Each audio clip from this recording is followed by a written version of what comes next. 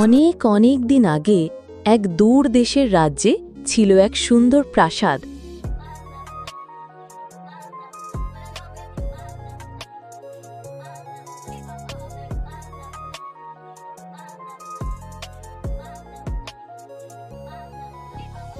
সেই প্রাসাদে থাকত রাজা রানী আর তাদের একমাত্র কন্যা রাজকন্যা লাবণ্য। লাবণ্য শুধু সুন্দরী নয়, দয়ালু আর সাহসীও ছিল। সে চাইত তার রাজ্যের সবাই সবসময় খুশি থাকুক। আহা, যদি আমার রাজ্যের মানুষ সবসময় হাসি খুশি থাকতে পারত।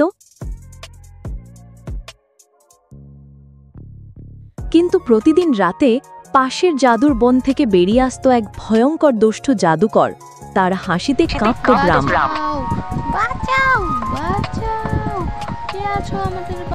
আমাদের ছেড়ে দাও, আমাদের ক্ষমা করো, চলে যাও। আমি না চাইলে তোমরা শান্তিতে ঘুমাতে পারবে না। গ্রামবাসীরা ভয়ে দৌড়ে পালাত, আর রাজকন্যা জানালার ফাঁক দিয়ে সব দেখত।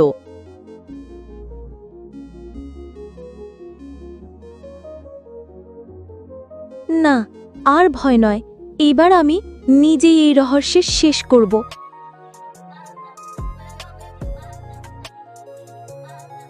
রাজকন্যা ডাকল তার 3 বিশ্বস্ত বন্ধুকে, এক দুষ্ট বানর, এক টিয়া পাখি আর এক খরগোশ। জাদুকরকে আমি কলা খাইয়ে দৌড় করাবো, আমি আছি তোমার সাথে। আমরা সবাই তোমার সাথেই আছি রাজকন্যা।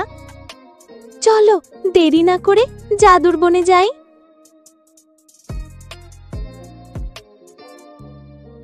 4 বন্ধু এগিয়ে গেল অন্ধকার বনের ভেতর। চারপাশে জোনাকি জ্বলছিল।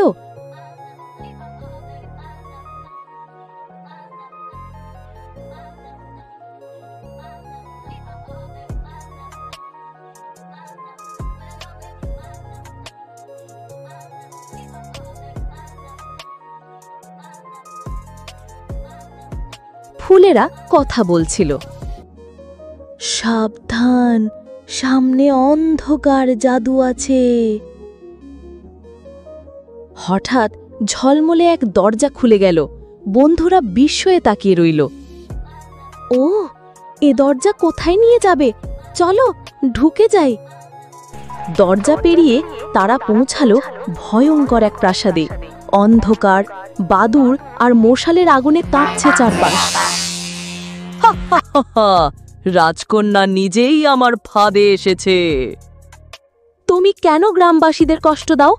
এটা আমি চলতে দেব না। কারণ আমি চাই সবাই আমাকে ভয় করুক, ওটাই আমার আনন্দ। জাদুকর এক ঝলকে জাদুর খাঁচা বানিয়ে রাজকন্যাকে বন্দি করল। আমাকে ছেড়ে দাও।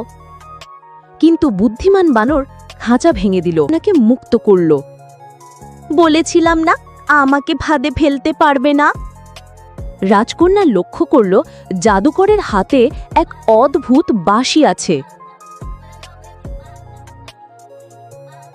এই বাঁশির সুরে সবাই ভয়ে কাঁপে, এটাই আমার আসল শক্তি। রাজকন্যা সাহস করে বাঁশি ছিনিয়ে নিয়ে বাজাতে লাগল, আর তখনই প্রাসাদের অন্ধকার আলোতে ভরে গেল। এই সুর এত সুন্দর, আমি এতদিন শুধু রাগ আর ভয় দেখেছি। আমাকে ক্ষমা করো, আমি বদলাতে চাই। ভালো হতে কখনো দেরি হয় না। পরের দিন রাজকন্যার তার বন্ধুরা ফিরল রাজ্যে। রাজা রানী আনন্দে চোখ ভিজিয়ে দিল। এইভাবে সাহস আর ভালোবাসা দুষ্টকেও ভালো করে দিল, আর রাজ্যে ফিরে এলো শান্তি।